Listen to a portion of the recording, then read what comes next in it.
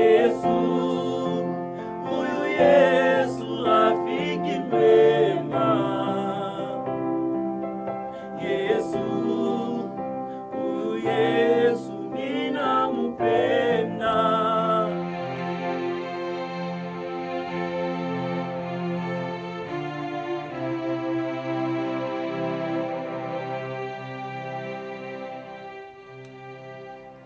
Que Dieu vous bénisse au nom merveilleux de notre Seigneur et Sauveur Jésus-Christ. Amen. Bien-aimés dans le Seigneur, nous bénissons l'Éternel qui a permis que nous puissions partager un enseignement merveilleux que nous allons voir avec vous aujourd'hui. Un enseignement qui a pour thème guerre et conflit générationnel au sein de la famille Israël, Édom, Ammon et Moab. Guerre et conflit générationnel au sein de la famille Israël, Édom, Ammon et Moab.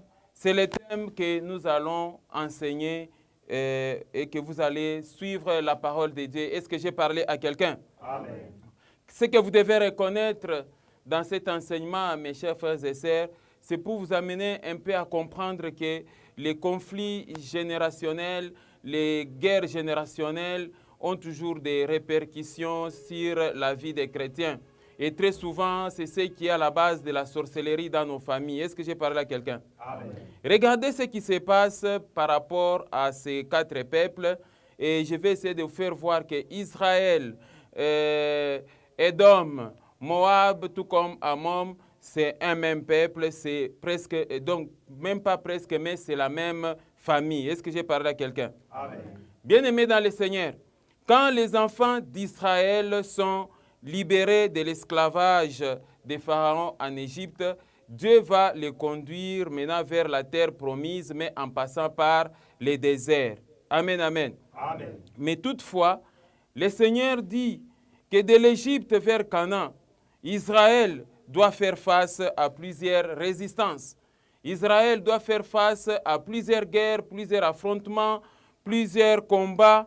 Et c'est ce que nous allons essayer un peu de voir dans les parcours. Mais nous nous limitons d'abord au niveau de ces 4 peuples. Pourquoi? Parce que l'Éternel, notre Dieu, assure la victoire à Israël. Mais l'Éternel, notre Dieu, encore interdit à Israël de ne pas affronter les 3 peuples, à savoir Édom, à savoir Ammon et Moab.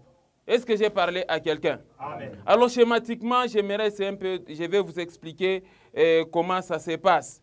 C'est-à-dire, Israël quitte l'Égypte.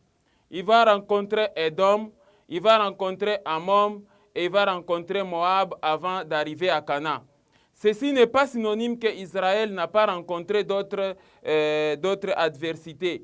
Il y avait aussi d'autres peuples, mais ici, nous voulons plus mettre l'accent sur les membres de sa famille.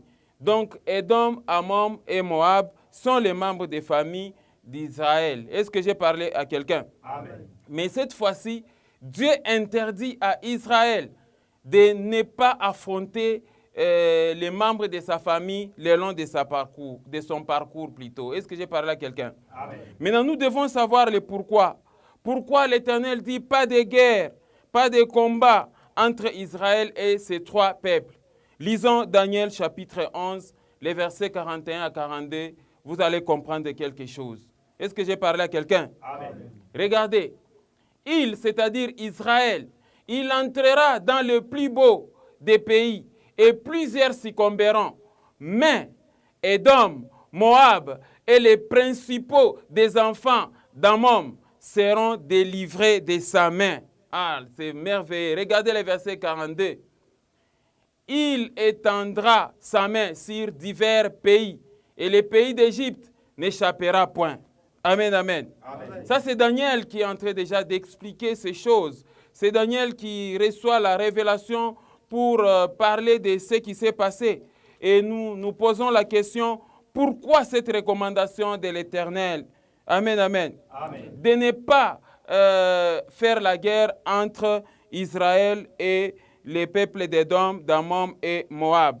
Est-ce que j'ai parlé à quelqu'un? Amen. Et c'est ce que nous allons voir dans la suite de cet enseignement. Notre enseignement, pour sa bonne compréhension, est subdivisé en 3 parties. Dans la première partie, nous allons voir Abraham et Lot, leurs premiers descendants. Deuxième partie, nous allons voir l'origine des peuples d'Israël, Jacob et d'Édom, Ésaü. Troisième partie, origine des peuples d'Amon et de Moab. Voilà ce qui constitue au moins l'ossature de notre enseignement. Est-ce que j'ai parlé à quelqu'un? Amen. Vous allez comprendre, mes frères et sœurs, que cet enseignement montre comment la haine générationnelle provoque des dislocations, provoque des tueries entre les membres d'une même famille. Les conflits ancestraux entraînent toujours des combats familiaux, des guerres et des affrontements entre les membres d'une même famille. Ce sont des guerres qui se transmettent de génération en génération. Est-ce que j'ai parlé à quelqu'un? Amen. Commençons avec notre premier point de l'enseignement. Abraham et Lot, leurs premiers descendants. Amen, amen. Amen. Bien-aimés dans le Seigneur, qu'est-ce que vous devez comprendre à ce point? Tout a commencé d'abord avec l'appel d'Abraham. Quand Dieu appelle Abraham et lui demande de quitter sa patrie, lui demande de quitter son pays. Et Abraham habitait du côté Charam, c'est-à-dire en Mésopotamie. Et Dieu va lui donner une instruction ferme. Quitte ta patrie et va vers les lieux là où moi, l'Éternel, je t'indiquerai et c'est là où tu vivras. Est-ce que j'ai parlé à quelqu'un? Amen. Abraham a obéi. Quand vous lisez les livres des Hébreux, dans les versets 11, vous allez voir dans le chapitre 11 plutôt, la parole de Dieu dit que c'est par la foi qu'Abraham obéit et parti pour un lieu qu'il ne connaissait pas. Et il était parti se placer à Canaan sous des tentes. Amen. Amen. Il avait la pleine conviction que Dieu avait réservé une cité pour ses bien-aimés, une cité dont lui-même Dieu est l'architecte et le constructeur. Quelqu'un comprend ça? Amen. Et c'est comme ça qu'Abraham va quitter ses parents, va quitter sa patrie afin de respecter l'appel de Dieu. Est-ce que j'ai parlé à quelqu'un? Amen. Lisons un peu Genèse chapitre 12, les versets 1 à 5. Vous allez comprendre quelque chose. L'Éternel dit à Abraham, va-t'en de ton pays, de ta patrie et de la maison de ton père, dans les pays que je te montrerai. Verset 2. Je ferai de toi une grande nation et je te bénirai. Je rendrai ton nom grand et tu seras une source de bénédiction. Ce sont les promesses qui vont suivre l'obéissance de cet appel. Verset 3. Je bénirai ceux qui te béniront et je maudirai ceux qui te maudiront. Et toutes les familles de la terre seront bénies en toi. Verset 4. Abraham partit comme l'Éternel le lui avait dit. Quelle obéissance! Et l'autre partit avec lui. Abraham était âgé de 75 ans lorsqu'il sortit de Charam. Verset 5. Abraham prit Sarai, sa femme, et Lot, fils de son frère, avec tous les biens qu'il possédait et les serviteurs qu'il avait acquis à Charam. Ils partirent pour aller dans le pays de Canaan et ils arrivèrent au pays de Canaan. Amen, amen. Amen. Voilà, comme vous le constatez avec moi, Abraham n'a pas quitté seul. Il a pris Madame, son épouse, répondant au nom de Sarai, mais il va penser aussi au fils de son frère, qui est Lot. Donc Lot était donc son neveu. Et il a pris aussi un grand nombre de biens, et il a pris aussi ses richesses, ainsi qu'un grand nombre de serviteurs. Abraham se décide donc de quitter la patrie de ses parents. Est-ce que j'ai parlé à quelqu'un? Amen. Mais ici, on peut se poser la question de savoir qu'est-ce qui a motivé Abraham de prendre les petits Lot avec lui, les petits Lot, son neveu. Est-ce que j'ai parlé à quelqu'un? Amen. La réponse était très simple. Lot, son neveu, c'était l'enfant de la maison. C'était, il vivait dans la maison d'Abraham. Quelqu'un comprend ça? Amen. C'était un enfant chéri d'Abraham, Lot. C'était un neveu qui faisait l'objet de confiance. Abraham avait confiance en Lot, fils de son frère. Et à chaque déplacement, Abraham ne laissait pas Lot. Quelqu'un comprend ça? Amen. La deuxième raison, c'est la stérilité de madame, son épouse, Sarai, qui était stérile et qui n'avait pas d'enfant. Alors, Abraham ne pouvait que prendre aussi les petits Lot. Est-ce que j'ai parlé à quelqu'un? Amen. La troisième raison, c'est que dans l'esprit d'Abraham, il pensait qu'il pouvait toujours mourir. Alors, qui pouvait hériter? Quelqu'un comprend ça? Amen. Dans l'esprit d'Abraham, c'est Lot qui était son héritier. Quelqu'un comprend ça? Amen. Abraham avait des grands biens et il se disait que non, tout peut arriver, il peut peut-être mourir et en cas de décès, il n'y a que son neveu, le petit Lot, qui peut prendre tout ce qu'il avait acquis comme bien. Quelqu'un comprend ça? Amen. Et ça, j'aimerais parler à quelqu'un que les plans B devant l'Éternel ne fonctionnent jamais. Parce que la Bible dit que Dieu nous a appelés à des projets de bonheur et de paix afin que nous ayons l'avenir et de l'espérance. Si Dieu a tracé un projet pour toi et que toi tu viens avec un projet qui constitue le plan B contraire à ce que Dieu a prévu, ça ne marchera jamais. Est-ce que j'ai parlé à quelqu'un? Amen. Et Dieu n'a jamais demandé à Abraham de prendre avec lui son neveu Lot. Bon, qu'à cela ne tienne, mon frère, ma sœur, c'est la même famille. Et Abraham est donc lié avec Lot par un lien du sang. C'est un lien familial, ce n'est pas un problème. Est-ce que j'ai parlé à quelqu'un? Amen. Alors, schématiquement, comment je peux vous présenter les premiers descendants d'Abraham et de Lot? Voilà les premiers descendants d'Abraham et de Lot. Abraham, c'est l'oncle de Lot, et Lot, c'est le neveu d'Abraham. Vous allez constater que du sein d'Abraham, ou dans la généalogie d'Abraham, c'est là où on trouve d'une part Jacob, qui a été appelé plus tard Israël, et Ésaü, qui a été appelé Édom. Et du côté Lot, neveu d'Abraham, c'est là où vous trouvez Ammon, là où on trouve les peuples ammonites, et Moab, là où on trouve les peuples moabites. Donc, en examinant clairement ces schémas, vous comprenez que quand le peuple d'Israël est esclave en Égypte, il va rencontrer Édom, il va rencontrer Ammon, il va rencontrer Moab. C'est la même famille. Voilà pourquoi le Seigneur disait à partir de Daniel qu'il ne faut pas affronter donc Édom, Ammon et Moab, il n'y aura pas de guerre. Est-ce que j'ai parlé à quelqu'un? Amen. Donc, mes frères et sœurs, vous venez de comprendre que c'est la même famille et qu'il ne devait pas y avoir guerre, affrontement ni conflit entre ces peuples. Voilà pourquoi Israël quitte l'Égypte. Dieu lui interdit, c'est Dieu lui-même qui lui interdit de ne jamais s'engager en guerre avec ces trois peuples, à savoir Édom, Ammon et Moab. Relisons un peu Daniel chapitre 11, versets 41 à 42, vous allez voir. Regardez, il, c'est-à-dire Israël, entrera dans les plus beaux des pays et plusieurs succomberont, c'est-à-dire les autres nations succomberont face à Israël.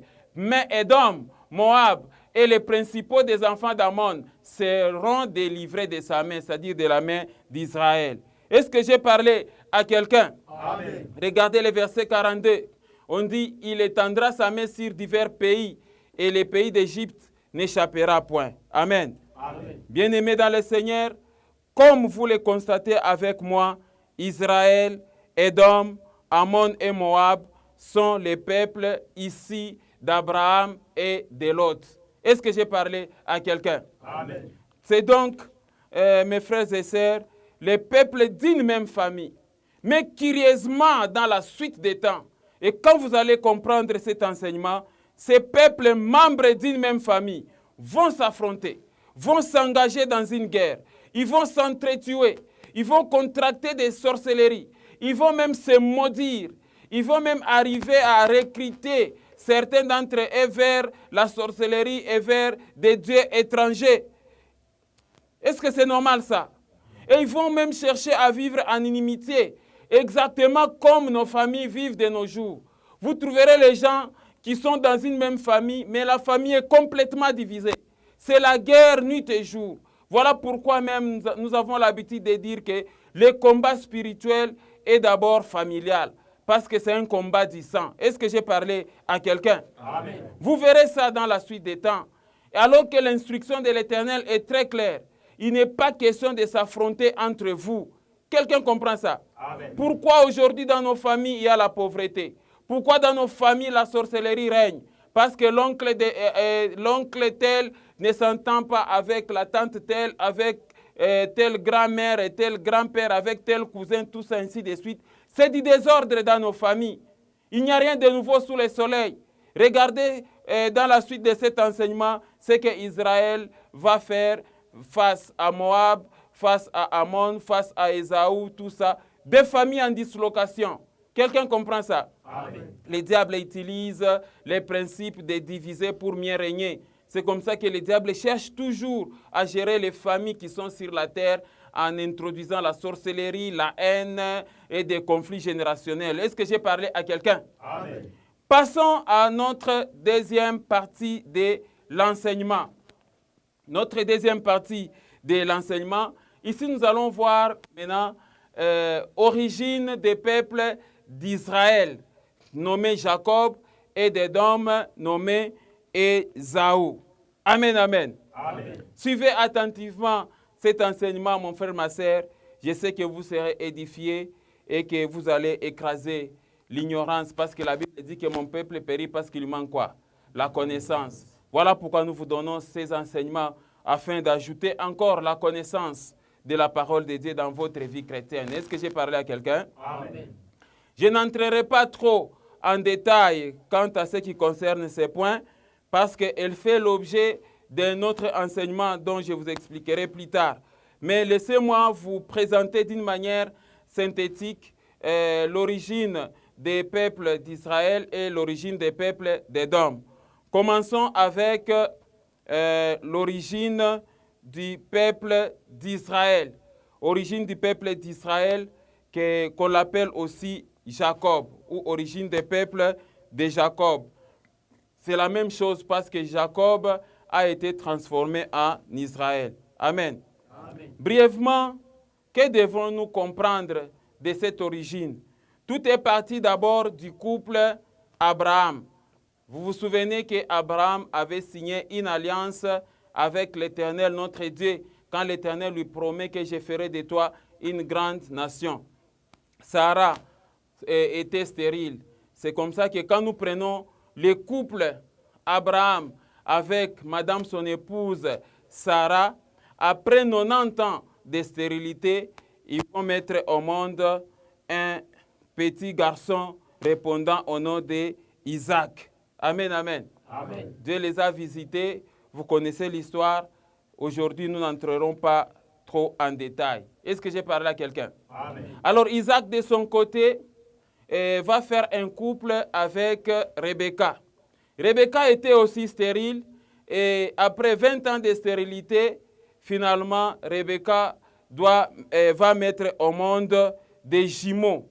L'aîné est appelé Ésaü et le second est appelé, ou le cadet est appelé Jacob.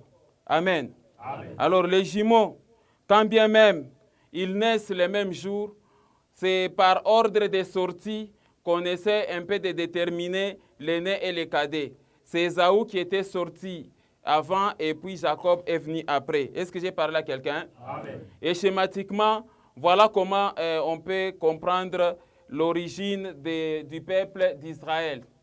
Abraham, avec madame son épouse Sarah, vont engendrer Isaac. Et Isaac aussi, de son côté, va engendrer des jumeaux. Et le premier, c'est Ésaü, qui est Édom, et le second, c'est Jacob, qui est Israël. Amen. Amen. J'espère que c'est très clair, vous avez compris, mes bien-aimés. Voilà comment il faut comprendre ces schémas. Et vous connaissez très bien l'histoire dans cette famille. Qu'est-ce qui va se passer du côté des jumeaux? Jacob va voler les droits d'aînesse de son grand frère Ésaü.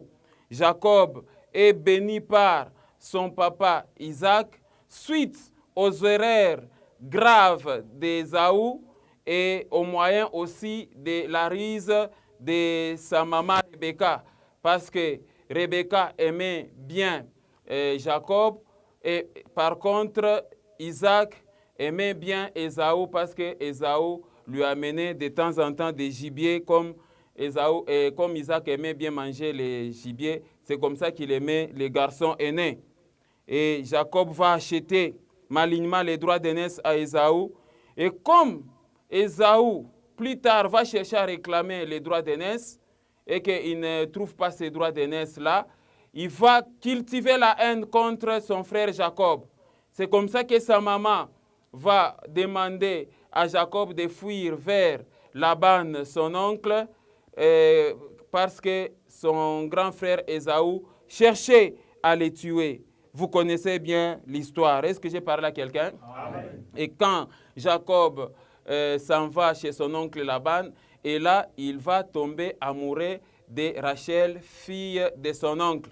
Et c'est comme ça qu'il va travailler. Mais curieusement, les jours du mariage ont fait épouser à Jacob Léa, la fille aînée.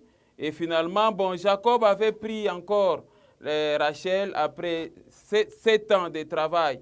Et on lui donne Léa, 7 ans autre encore de travail. Et finalement, Jacob prend Rachel. Et Jacob était tombé dans la polygamie. Est-ce que j'ai parlé à quelqu'un? Donc, brièvement, c'est la polygamie de Jacob qui va amener les 12 tribus d'Israël. Amen, amen. Amen. Parce qu'en plus de Léa et de Rachel, Jacob avait mis au monde encore avec des domestiques de ses femmes. Quelqu'un comprend ça? Amen. Et conséquence, quand vous voyez les tableaux, la manière dont Jacob avait mis au monde, avait constitué les 12 tribus d'Israël, c'est avec 4 femmes. Est-ce que j'ai parlé à quelqu'un? Amen. Voilà comment se présentent les tableaux des enfants de Jacob, comme il est appelé aussi plus tard Israël. D'abord, Léa. Léa a mis au monde 7 enfants. Ruben, Siméon, Lévi, Issachar, Zabulon et une fille répondant au nom de Dina. Rachel va mettre au monde Joseph et Benjamin. Bila va mettre au monde Dan et Nephtali. Et Zilpa va mettre au monde Gad et Asher. Bila et Zilpa, ce n'étaient que des domestiques ou encore des servantes au service de Léa et de Rachel. Amen, amen. Amen. Et c'est comme ça qu'on a constitué les 12 tribus d'Israël. Mais ce qu'il faut comprendre à ce sujet, que comme Joseph était vendu esclave en Égypte, c'est avec les 2 enfants de Manassé et Ephraïm, donc la petite tribu de Manassé et la petite tribu d'Ephraïm qui constituent une tribu pour parler des 12 tribus d'Israël. Est-ce que j'ai parlé à quelqu'un? Amen. Jacob signifie celui qui prend par les talons ou encore qui s'y plante. Donc ce nom a été changé de Jacob en Israël. Est-ce que j'ai parlé à quelqu'un? Amen. Voilà pourquoi on parle des peuples d'Israël. Donc c'est un peuple qui est venu de qui? De Jacob. Lisons un peu Genèse 32, versets 27 à 28. Vous allez voir comment le nom de Jacob a été changé. Il lui dit, quel est ton nom? Et il répondit, Jacob. Regardez le verset 28. Et il dit encore, ton nom ne sera plus Jacob, mais tu seras appelé Israël, car tu as lutté avec Dieu et avec des hommes, et tu as été comment?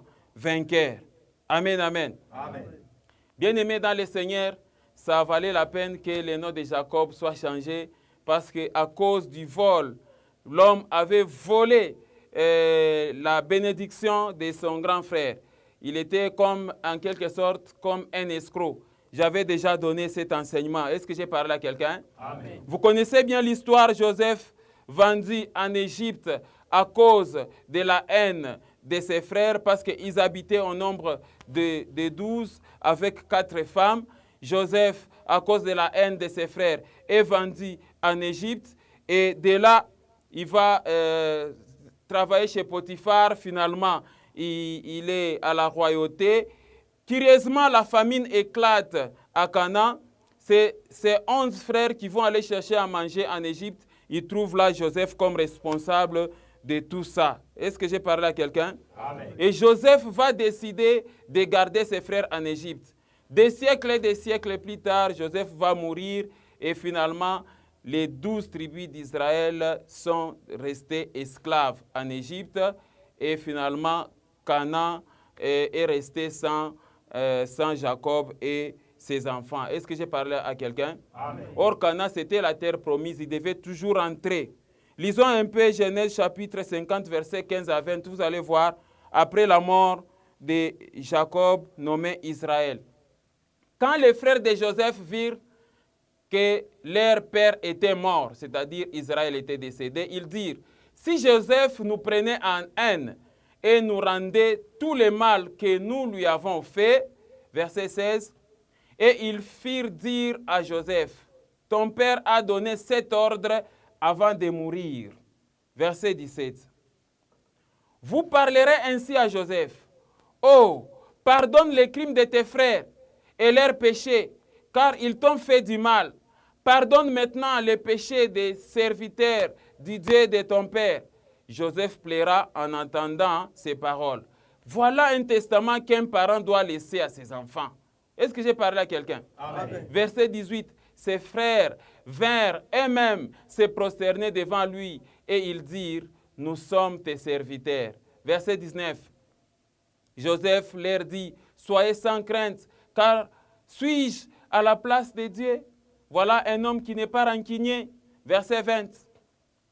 Vous aviez médité de me faire du mal. Dieu l'a changé en bien pour accomplir ce qui arrive aujourd'hui, pour sauver la vie à un peuple nombreux. Amen, amen. Amen. Comme vous le constatez là, Joseph n'était pas rancunier. C'est comme ça qu'il a dit que non, en tout cas, ne rentrez plus là-bas. Moi, je vais bien vous garder en Égypte. Continuons un peu avec les versets 22 jusqu'à 26. Vous allez comprendre aussi quelque chose. Joseph demeura en Égypte, lui et la maison de son père. Il vécut 110 ans. Verset 23. Joseph vit les fils d'Éphraïm jusqu'à la 3e génération et les fils de Makir, fils de Manassé, naquirent sur ses genoux. Verset 24. Joseph dit à ses frères, je vais mourir, mais Dieu vous visitera et il vous fera remonter de ces pays-ci dans les pays qu'il a juré de donner à Abraham, à Isaac et à Jacob. Verset 25. Joseph fit jurer les fils d'Israël en disant, Dieu vous visitera et vous ferez remonter mes eaux loin d'ici. Verset 26. Joseph mourut âgé de 110 ans. On l'embauma et on l'a mis dans un cercueil en Égypte. Quelqu'un comprend ça? Amen. Donc, le peuple d'Israël, comme vous le connaissez, ils se sont retrouvés en Égypte, mais après quelques siècles, ils n'avaient plus d'identité. Ils pensaient qu'en Égypte, c'était chez eux. Mais Joseph les a prophétisés pour dire, l'Éternel viendra vous récupérer et vous amener à un autre lieu. Est-ce que j'ai parlé à quelqu'un? Amen. On n'entrera pas en détail là-dessus, c'est l'histoire de Moïse. Moïse va aller récupérer les enfants d'Israël. Voilà l'origine des peuples d'Israël qui sont esclaves en Égypte. Est-ce que j'ai parlé à quelqu'un? Amen. Parlons maintenant de l'origine du peuple d'Édom. Origine du peuple d'Édom qui est Ésaü. Amen, amen. Amen. Alors comme nous vous l'avons dit précédemment, le peuple d'Édom a la même origine que celle de Jacob.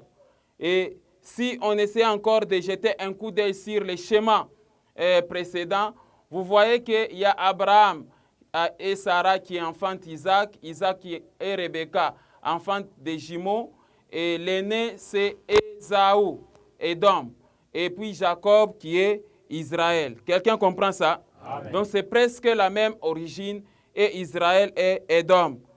Curieusement, ce que vous devez comprendre à ce niveau, mes frères et sœurs, c'est la signification de Édom. Que signifie Édom? Édom signifie tout simplement rouge ou de couleur roux. C'est ça, Édom. C'est-à-dire qu'il présente une couleur intermédiaire entre le jaune et le rouge, avec les reflets dorés. Voilà ce que ça signifie Édom. Et il signifie encore qu'il tire sur cette couleur rouge. Quelqu'un comprend ça? Amen. Alors pourquoi Ésaü est appelé Édom? Puisque Édom, ça signifie ce qui est rouge, ou encore ce qui est roux, ou encore intermédiaire entre jaune et rouge. Ésaü, effectivement, il était roux. Quelqu'un comprend ça? Amen. Et comme Édom signifie roux, c'est pourquoi on l'avait surnommé Édom. Est-ce que j'ai parlé à quelqu'un? Amen. Vérifions un peu Genèse 25, versets 24 à 26. Vous allez voir. Le jour où Rebecca devait mettre au monde, le jour où elle devait accoucher s'accomplir, et voici, il y avait 2 jumeaux dans son ventre. Verset 25. Les premiers sortis entièrement comment? Roux, c'est-à-dire entièrement Édom, comme un manteau de poils, et on lui donna le nom de qui? D'Ésaü. Verset 26. Ensuite sortit son frère dont la main tenait les talons d'Ésaü, et on lui donna le nom de Jacob. Isaac était âgé de 60 ans lorsqu'ils naquirent. Amen. Amen. Il était âgé de 60 ans et le mariage avait eu lieu quand Isaac avait 40 ans. Voilà pourquoi on a parlé de 20 ans de stérilité. Est-ce que j'ai parlé à quelqu'un? Amen. En outre, si Ésaü est surnommé Édom, c'est aussi à cause de sa gourmandise. Quelqu'un comprend ça? Amen. Devant un plat qui avait presque la couleur de sa peau, l'homme est arrivé à vendre les droits d'aînesse. Quelqu'un comprend ça? Amen. Il était devant la pâte avec la couleur roux et il vendit son droit d'aînesse. Regardez Genèse chapitre 25, verset 30, vous allez voir. Et Jacob avait joué avec sa psychologie. Regardez le verset 30. Et Ésaü dit à Jacob, laisse-moi, je t'ai pris, manger c'est quoi? De ces roux. Quelqu'un a vu le passage? Oui. Laisse-moi manger de ces roux-là, car je suis fatigué. Ésaü revenait des champs et Jacob va lui présenter un plat qui avait la couleur roux.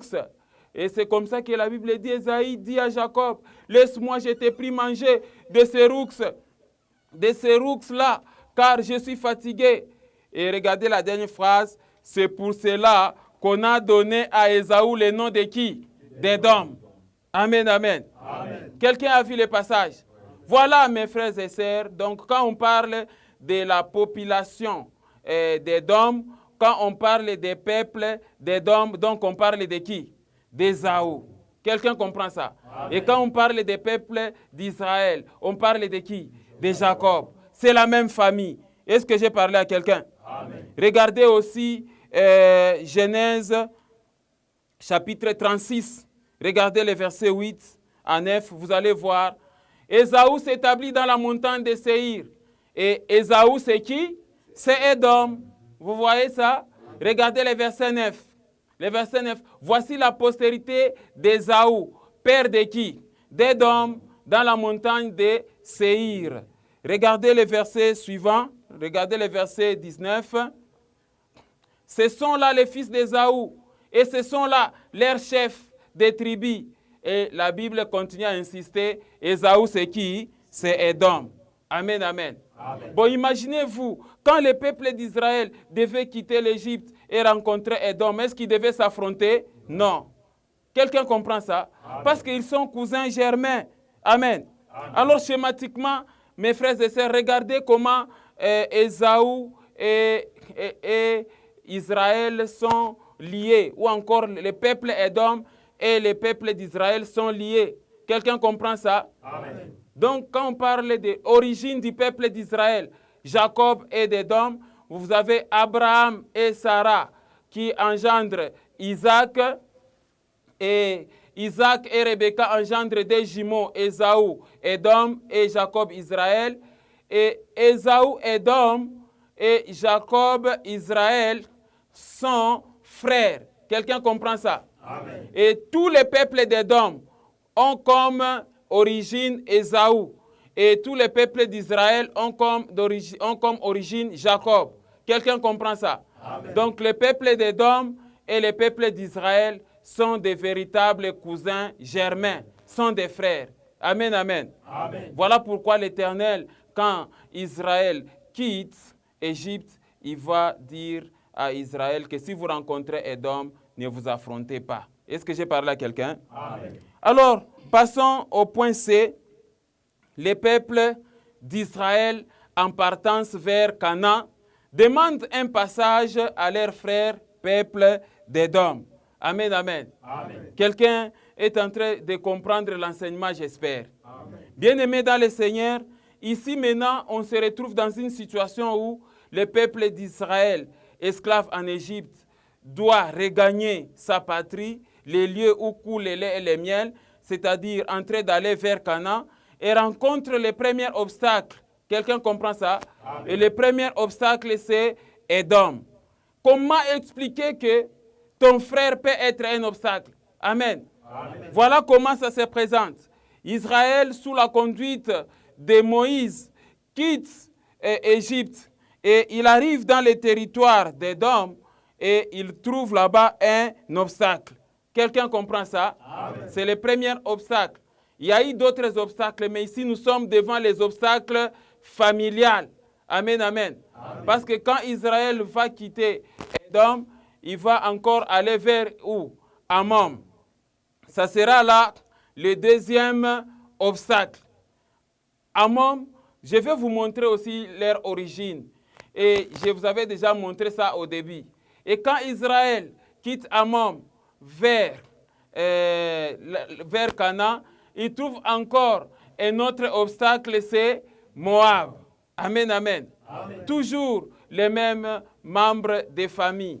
Maintenant, qu'est-ce qui va se passer avant le passage? Est-ce que j'ai parlé à quelqu'un? Voilà comment donc se présente l'histoire. Mais laisse-moi vous dire qu'ici, Israël est devant Édom. Amen. Amen. Et quand Israël est devant Édom, Moïse se souvient de l'instruction que l'Éternel avait dit de ne pas attaquer Édom. Amen. Amen. Il s'est souvenu de l'instruction qui dit de ne jamais s'engager en guerre. Avec qui? Avec Édom. Parce que Édom était leur frère. Est-ce que j'ai parlé à quelqu'un? Amen. Alors, laisse-moi maintenant vous expliquer ce qui va se passer. Moïse, quand il est dans le désert, il est devant la porte d'Édom. Tout ce qu'il va demander, c'est le passage. Et il va négocier parce qu'il se souvient de ce que l'Éternel lui avait dit.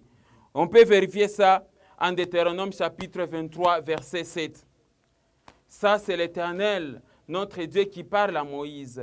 Tu n'auras point en abomination l'Adomite, et plutôt l'Édomite. Amen. Amen. Tu n'auras point en abomination l'Édomite, car il est qui? Il est ton frère. Tu n'auras point en abomination l'Égyptien, car tu as été étranger dans son pays. Amen. Amen. L'instruction est très claire. Voilà pourquoi Moïse va s'engager dans une négociation et Moïse ne demande que les passages. Quelqu'un comprend ça? Amen. Lisons Nombre chapitre 20, versets 14 à 21, vous allez comprendre quelque chose. De Kadès, Moïse envoya des messagers au roi d'Édom pour lui dire, ainsi parle ton frère Israël. Vous voyez les termes? Amen. Ainsi parle ton frère Israël. Tu sais toutes les souffrances que nous avons éprouvées. Verset 15. Nos pères descendirent en Égypte et nous y demeurâmes longtemps. Mais les Égyptiens nous ont maltraités, nous et nos pères. C'est ce que je vous ai expliqué. Regardez le verset 16. Nous avons crié à l'Éternel et il a entendu notre voix. Il a envoyé un ange et nous a fait sortir d'Égypte. Et voici, nous sommes à Kadès, ville à l'extrémité de ton territoire. Verset 17. Laisse-nous passer par ton pays, Édom. Nous ne traverserons ni les champs, ni les vignes, et nous ne boirons pas l'eau des puits. Nous suivrons la route royale, sans nous détourner à droite ou à gauche, jusqu'à ce que nous ayons franchi ton territoire. Verset 18. Édom lui dit, tu ne passeras point chez moi, sinon je sortirai à ta rencontre avec l'épée. Édom. Amen. Amen. Amen. Mais Israël, ce sont tes frères, vous êtes des cousins. Et ça se passe aussi dans nos familles. Vrai ou faux, mes frères? Oui. Regardez le verset 19. Les enfants d'Israël lui dirent, nous monterons par la grande route. Et si nous buvons de ton eau, moi et mes troupeaux, j'en paierai les prix. Je ne ferai que passer avec mes pieds, pas autre chose, Édom. Verset 20. Il répondit, tu ne passeras pas. Et Édom sortit à sa rencontre avec un peuple nombreux et à main forte. La guerre a commencé. Verset 21.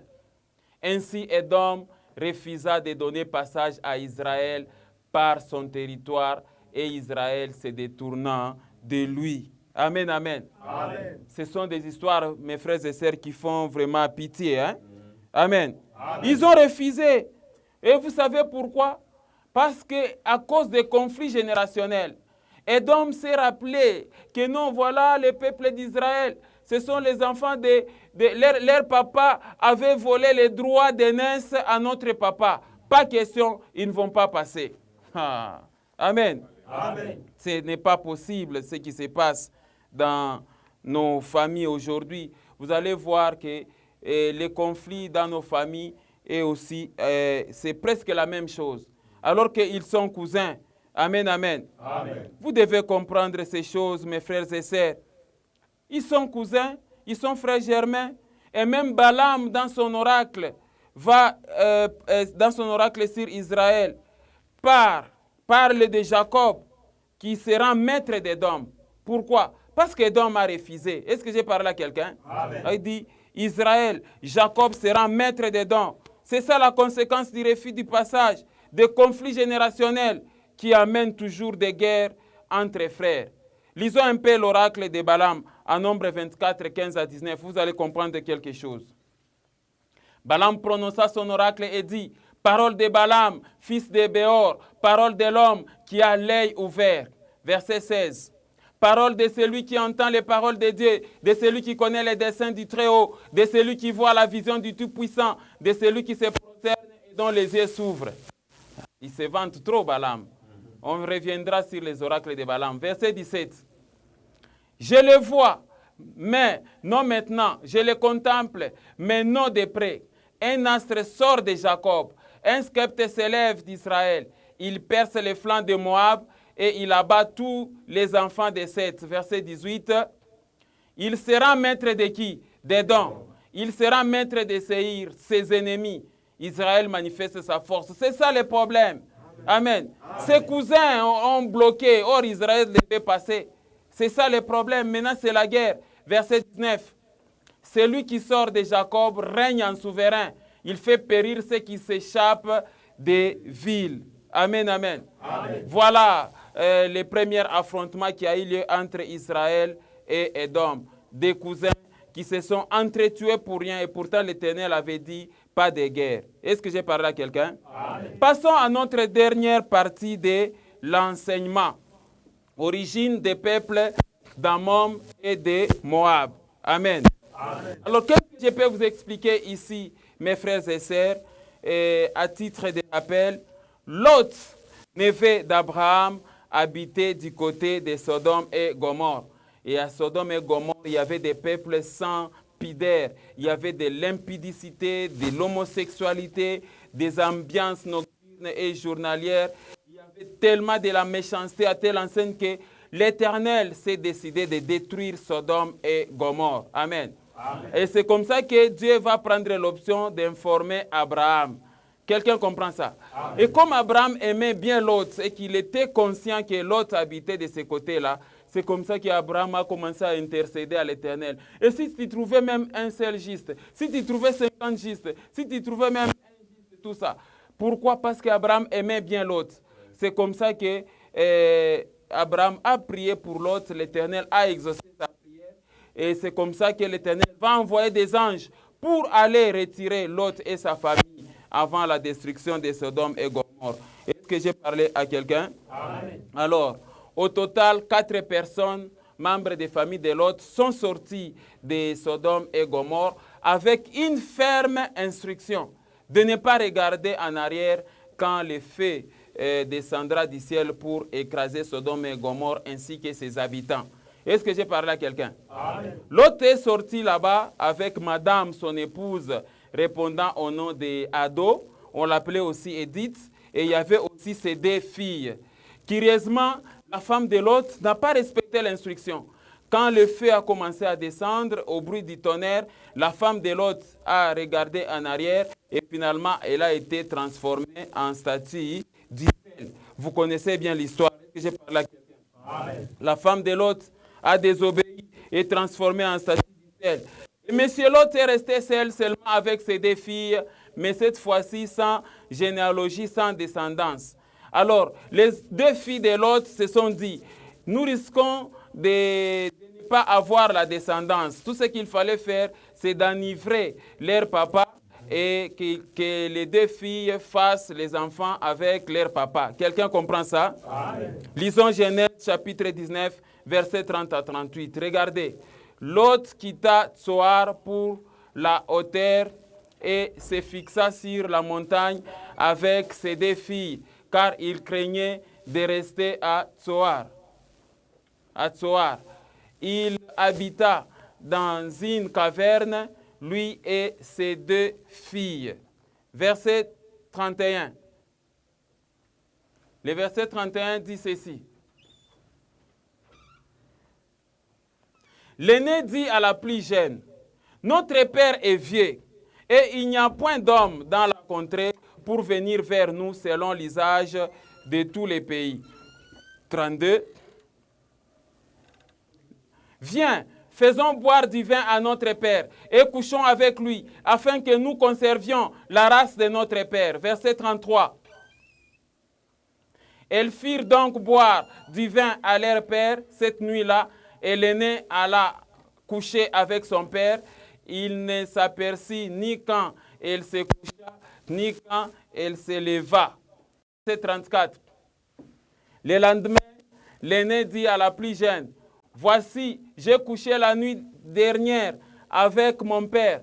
Faisons-lui boire du vin encore cette nuit, et va coucher avec lui, afin que nous conservions la race de notre père. » Quelle scène! Verset 35.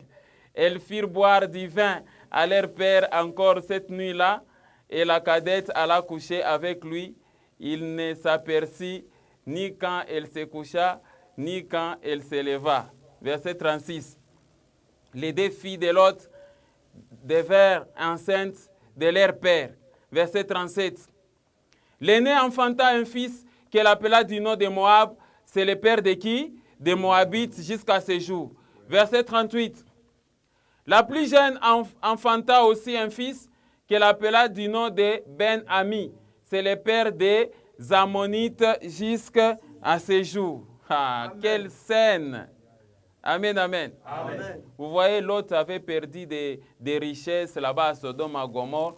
Après la perte des richesses, l'homme était devenu un ivrogne. Il ne faisait que boire. Bon, les deux filles ont vu aussi la faiblesse et ils sont passés par l'ivrognerie. Est-ce que j'ai parlé à quelqu'un? Amen. On y reviendra encore en détail sur ces enseignements.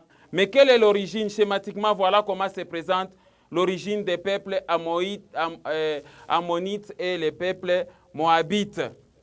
Amen. Amen. Lot, avec sa femme Ado ou Édith, femme de Lot, transformée en statue de sel, Lot est resté veuf. Amen. Amen. Et n'ayant pas de femme, c'est comme ça qu'il y a inceste entre Lot et ses deux filles. Et cet inceste donne naissance à deux peuples. Parce que la fille aînée donne naissance à un enfant qu'il nomme Moab. C'est le peuple Moab ou encore le peuple Moabite. Par contre, la plus jeune fille donne naissance à Ben-Ami. C'est le peuple d'Ammon qu'on appelle les Ammonites. Amen, amen. Amen. Voilà les origines donc de ces peuples. Donc, à vrai dire, comme vous venez de le constater, le peuple Moab et le peuple Ammon, c'est les fruits d'inceste entre Lot et ses filles. Est-ce que j'ai parlé à quelqu'un? Amen. Ils tirent leur origine des relations incestueuses de Lot avec ses filles. C'est de l'inceste. Et puis l'homme est ivre. Quelqu'un comprend ça? Amen. Bon, cela n'est pas étonnant. Vous pouvez vous dire, ah, mais ça arrive des fois aussi chez certaines femmes, quand vous avez un mari ambianceur qui rentre ivre à tout moment. Mais, et puis on vous enceinte. C'est toujours dans l'état d'ivresse. Toi, l'homme, l'ambianceur là, quand tu enceintes ta femme, tu es toujours ivre. Donc, tu n'es pas différent aussi de l'autre. La différence seulement réside au niveau de l'inceste. Est-ce que j'ai parlé à quelqu'un? Amen. Oui, oui. Cela n'est pas étonnant. Aussi que pour les femmes qui ont des maris ambianceurs, des fois, elles conçoivent lors d'un rapport sexuel avec un mari qui est comment? Ivre. Est-ce que j'ai parlé à quelqu'un? Amen. Alors, parlons un peu, mes frères et sœurs, passons les peuples d'Israël. En partance vers Canaan, demandent un passage à leur fils parenté, peuple d'Ammon. Amen. Amen. Les peuples d'Ammon sont des enfants, des fils parentés au peuple d'Israël. Quelqu'un comprend ça? Amen. Alors, si nous regardons les schémas du trajet des enfants d'Israël vers Canaan, ils sont là, ils doivent affronter aussi Ammon. Parce que Édom avait refusé les passages. Quelqu'un comprend ça? Amen. Édom refuse les passages, il y a ce qu'il y a eu, les frères se sont affrontés. Alors, deuxième obstacle, c'est devant Ammon. Quelqu'un comprend ça? Amen. Et quand Moïse et le peuple d'Israël arrivent au niveau de la frontière d'Ammon, il se souvient de l'instruction de l'Éternel qui lui a interdit de ne pas entrer en guerre avec qui? Avec Ammon. Parce que Ammon, ce sont tes frères. Est-ce que j'ai parlé à quelqu'un? Amen. Alors, Israël est près du territoire d'Ammon. Moïse se souvient de cette instruction de Dieu, l'interdisant de ne s'engager en guerre avec les fils d'Ammon. Lisons Deutéronome chapitre 2, versets 17 à 19, vous allez voir quelque chose. L'Éternel me parla et dit, ça c'est l'instruction, Dieu qui parle directement à Moïse, verset 18. Tu passeras aujourd'hui la frontière de Moab à Ar. Verset 19. Et tu approcheras des enfants d'Ammon. Ne les attaque pas et ne t'engage pas dans un combat avec eux, car je ne te donnerai rien à posséder dans les pays des enfants d'Ammon. C'est aux enfants de Lot que je l'ai donné en propriété. Amen, amen. Amen. Vous voyez que l'instruction de l'Éternel est très claire. Est-ce que j'ai parlé à quelqu'un? Amen. Et quand vous êtes au verset 36, le verset 36 dit ceci. Le verset 36. Amen. Amen. Depuis Aoer, sur les bords du torrent de l'Arnon et la ville qui est dans la vallée jusqu'à Galade, il n'y a pas de ville trop forte pour nous. L'Éternel, notre Dieu, nous livrera tout. Verset 37. Mais tu n'approcheras point du pays des enfants d'Ammon et de tous les bords du torrent de Jabok, des villes de la montagne, de tous les lieux que l'Éternel, notre Dieu, t'avait défendu de faire quoi? D'attaquer. Amen. Amen. Et c'est ça. Quelqu'un comprend ça? Amen. Moïse et les enfants d'Israël ont respecté cette instruction. Mais curieusement, les Ammonites ont refusé les passages et ils se sont engagés dans la guerre. Regardez Juge 11, verset 4. Vous allez voir. Quelque temps après, les fils d'Ammon firent la guerre à qui? À Israël. Amen. Amen. Passons rapidement au peuple d'Israël en partance vers Canaan, demande un passage à leurs fils parentés, peuple de qui? De Moab. Amen. Amen. Bien-aimés dans le Seigneur, que ce soit Moab, que ce soit Ammon, ils devaient appeler Israël des papas. Amen. Amen. Et que Israël devait appeler Moab et Ammon des enfants. Quelqu'un comprend ça? Amen. Ce sont des fils parentés. Maintenant, regardez les trajets, mes frères et sœurs. Et Israël arrive à Édom. Édom refuse. Il arrive à Ammon. Ammon aussi refuse. Et voilà maintenant, c'est Israël qui arrive à Moab. Quelqu'un comprend ça? Amen. Tout ça, Israël devait passer sans guerre. Mais leur résistance, quelqu'un comprend ça? Amen. Édom résiste. Édom, son frère, résiste. Ammon, son fils parenté, refuse. Et maintenant, là, c'est le tour de Moab. Est-ce que j'ai parlé à quelqu'un? Amen. Qu'est-ce qui se passe ici, mes frères et sœurs? Quand Israël arrive devant les plaines de Moab, Moïse se souvient aussi de l'instruction. L'Éternel lui avait dit, n'engage pas, n'est-ce pas, de guerre entre les fils d'Israël et Moab, parce que ce sont vos parentés. Quelqu'un comprend ça? L'Éternel leur avait interdit de ne pas attaquer Moab et de ne pas s'engager dans un combat avec lui. Vérifions cela en Deutéronome, chapitre 2, versets 8 à 9. Nous passâmes à distance de nos frères, les enfants d'Ésaü. Quelqu'un voit ça? Il parle de nos frères. Nous passâmes à distance de nos frères, les enfants d'Ésaü, qui habitent en Séhir, et à distance du chemin de la plaine, de Latz et de Tjor, Géber. Puis, nous nous retournâmes et nous prîmes la direction du désert de Moab. Regardez le verset 9. L'Éternel me dit, ça c'est l'Éternel qui dit à Moïse, transmettez au peuple d'Israël. L'Éternel me dit, n'attaque pas Moab et ne t'engage pas dans un combat avec lui, car je ne te donnerai rien à posséder dans son pays. C'est aux enfants de l'autre que j'ai donné Ar en propriété. Amen, amen. Amen. Le verset n'est pas clair. Alors pourquoi dans nos familles nous nous attaquons? Quelqu'un comprend ça? Amen. Ne traite point les Moabites en ennemi et ne t'engage pas dans un combat avec lui. N'entre point en guerre avec lui. Ça, l'Éternel avait dit. Quelqu'un comprend ça? Amen. Mais quand vous lisons Nombre 25, versets 16 à 18, j'atterris rapidement, mes frères et sœurs. L'Éternel parla à Moïse et dit, traite les Madianites en ennemis et tuez-les. Verset 18. Car ils se sont montrés vos ennemis en vous séduisant par les rises dans l'affaire de Péor et dans l'affaire de Corzbi, fille d'un chef de Madian, leur sœur tuée le jour de la plaie qui eut lieu à l'occasion de Péor. Amen, amen. Amen. La guerre va éclater maintenant, ce qui est très grave pour Moab. Pourquoi? Parce que ici, ce qui est trop grave, c'est que Moab va se permettre même d'aller chercher Balaam pour maudire les enfants d'Israël, ses parents. Est-ce que c'est normal ça? C'est ce qui arrive dans nos familles quand toi là tu te décides d'aller voir les féticheurs et les marabouts pour tuer ton frère, ton cousin, ton oncle et ton papa. Est-ce que c'est normal ça? Est-ce que j'ai parlé à quelqu'un? C'est ce que Moab a fait. Ils ont recouru à Balaam. On peut voir ça dans le livre des Nombres, chapitre 22, versets 1 à 6. Moab, là, ça devient trop grave parce qu'il recourt même à un enchanteur. Quelqu'un comprend ça? Amen. Nombre 22, versets 1 à 6. Les enfants d'Israël partirent et ils campèrent dans les plaines de Moab, au-delà du Jourdain, vis-à-vis de Jéricho.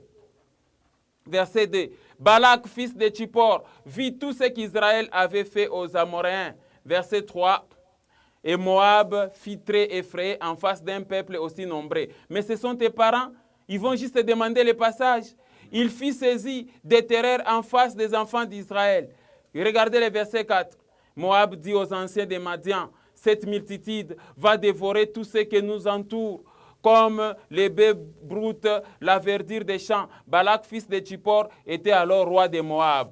Balak, roi de Moab, verset 5, il envoya des messagers auprès de Balaam, fils de Boer, à Pétor, sur les fleuves, dans les pays des fils de son peuple, afin de l'appeler et de lui dire, voici un peuple sorti d'Égypte, il couvre la surface de la terre et il habite vis-à-vis de moi.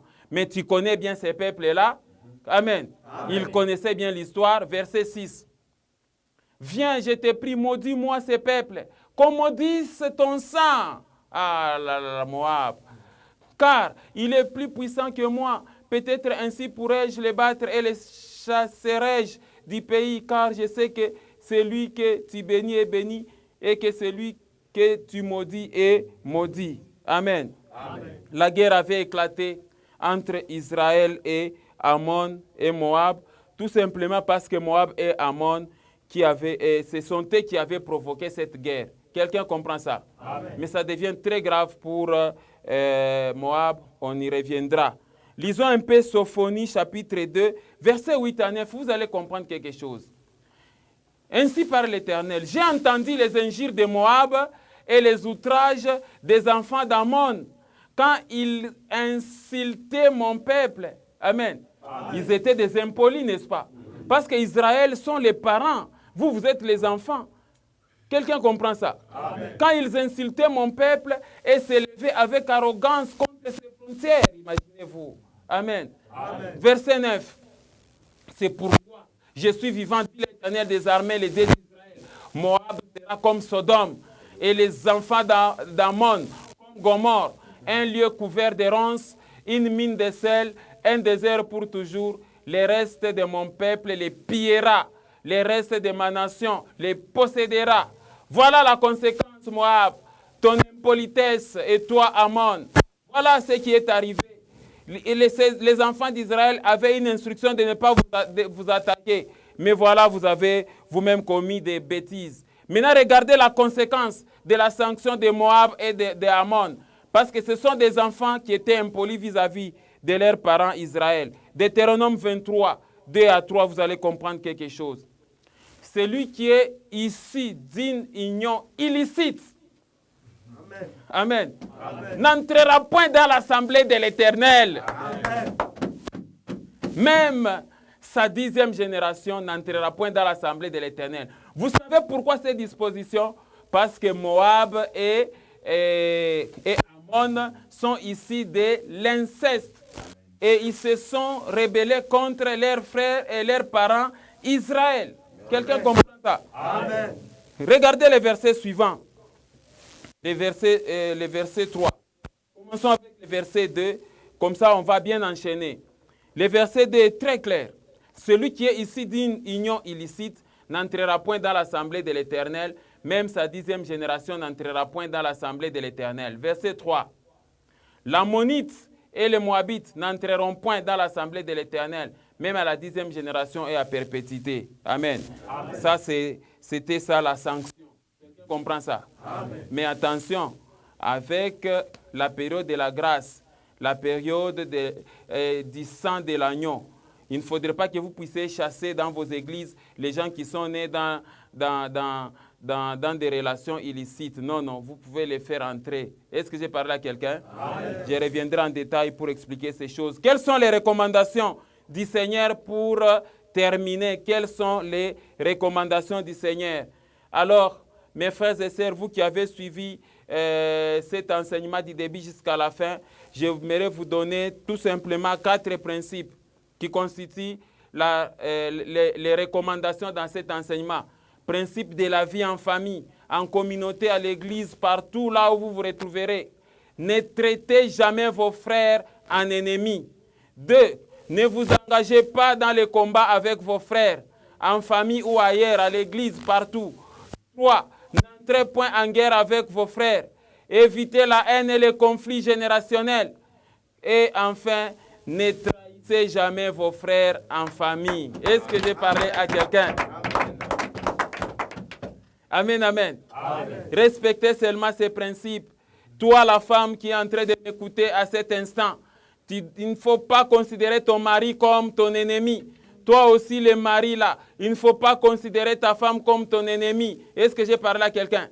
Respectez bien ces principes et vous verrez la main de Dieu dans votre vie. Terminons en lisant 1 Jean chapitre 4, verset 20 à 21 pour terminer l'enseignement. 1 Jean chapitre 4, verset 21. Si quelqu'un dit « j'aime Dieu » et qu'il haïsse son frère, c'est un menteur, car celui qui n'aime pas son frère, qu'il voit, comment peut-il aimer Dieu qu'il ne voit pas? Verset 21. Et nous avons de lui ce commandement, que celui qui aime Dieu aime aussi qui? Son frère. Voilà l'enseignement, mon frère, ma sœur. Voilà ce que j'ai préparé pour vous, à toi d'entendre et de mettre à profit. Que Dieu vous bénisse au nom de Jésus-Christ. Que Dieu vous bénisse. Crois au Seigneur Jésus-Christ, tu seras sauvé. Que Dieu vous bénisse.